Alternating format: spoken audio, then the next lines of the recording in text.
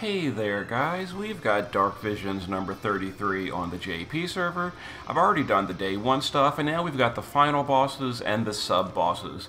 So the final boss is this cool looking demon guy. We're not going to do him in this video, he's going to be in another video soon, but I figured I'd show off the cool new sprite because it is a brand new sprite. But in this video, we're going to be going to the sub-bosses, the physical dinosaur and the magical lion head.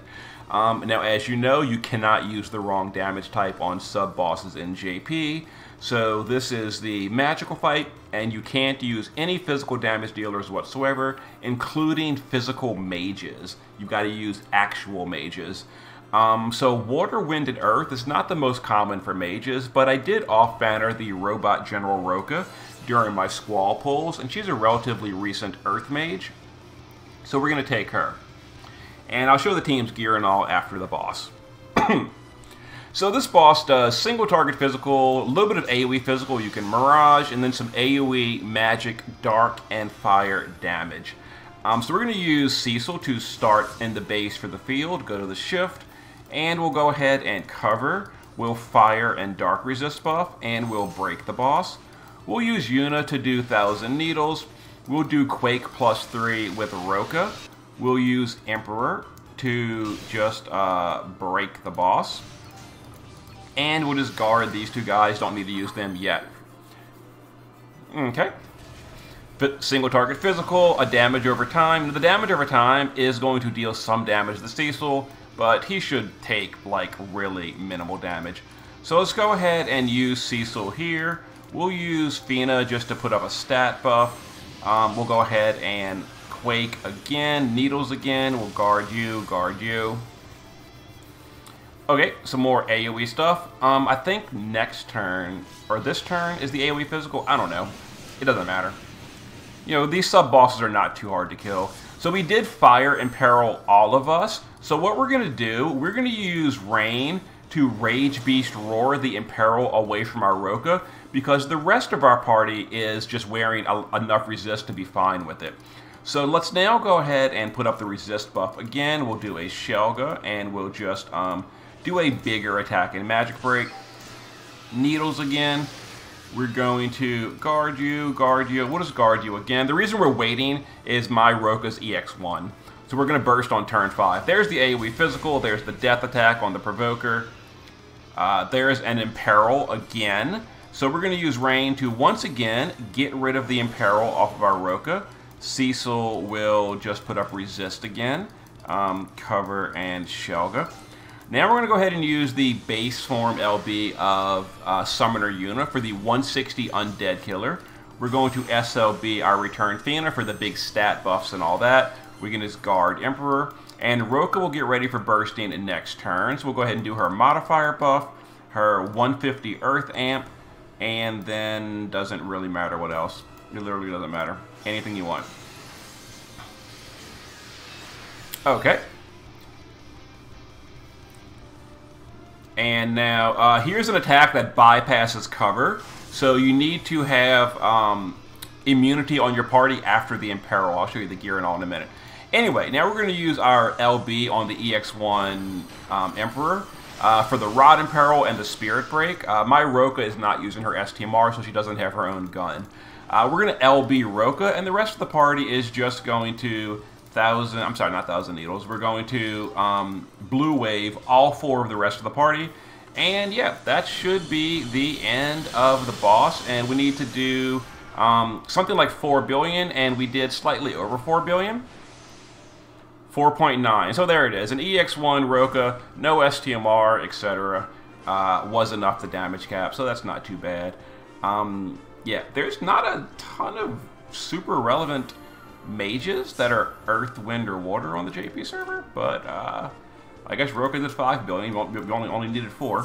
But okay, there's a purpose score on the floating lion head, and the physical fight I'm sure will be 10 times easier. But let me go ahead and show you the team's gear. So Emperor is just using some fire resist, that's it, 100 fire resist, and we get 100 more from Cecil's buff. We need a total of 200% fire on the whole party if you're not removing the Imperil. Fina, 100 fire resist using Blue Wave. That's kind of it. Cecil starts in the base form with the field thing. Shift form, passive provoke, status immunity, death immunity, some bulk, 100 or better fire, 100 or better dark, and we're using his own buff. You need 200 to both. Blue wave, and I didn't give him a card because who cares? And there it is. Rain is here because he's the leader, and he buffs up Brave Exvia, so he gives a leader skill to our Roka. Other than that, Fire Resist, Blue Wave, and Rage Beast Roar to get rid of the Imperil off of Roka. Yuna, Thousand Needles, Blue Wave, and then some Fire Resist, and she does the Undead Killer. And then here's General Roka. In my opinion, a relatively underwhelming unit because she's only got 10,000 magic with the leader skill. You know, I'm kind of used to leader skill units having like 15,000 attack power or magic, but whatever. She got the job done, so whatever, who cares? So double hand rod build, LB damage versus undead. There it is, undead card, and we are at maxed LB and 275 undead killer. And there was the clear. You know, pretty simple as long as you've got at least some kind of mage. Now let me change the team and do the dinosaur. Be right back. Alright guys, next up is the physical fight. This is weak to physical, darkness, or thunder. Physical darkness should be super easy. So we're just going to jump in here with a darkness team. Diosius is the leader, Sephiroth the tag along, and Cap as well. Ihana for Dragon Killer, Fina for the LB buff and stuff, and then Cecil for covering, and Gilgamesh for breaking. So, the boss goes immune to magic, no big deal. We'll use Sephiroth to do his 150 amplify, and so will Diosius. Gilgamesh will imperil the boss, hit the boss, and do a big break. We'll do the LB of Fina. We'll Dragon Killer 250% on both the DPS. And Cecil will do Shelga, Omni cover, and we'll do a big attack and magic break on the boss. Okay, so turn one, the boss does physical and magical AoE, AoE statuses, and AoE drain. Cecil covers it all, no big deal. So now we're going to go ahead and kill. So we're going to use Diosius to do his shifted LB. That's triple absolute mirror of equity.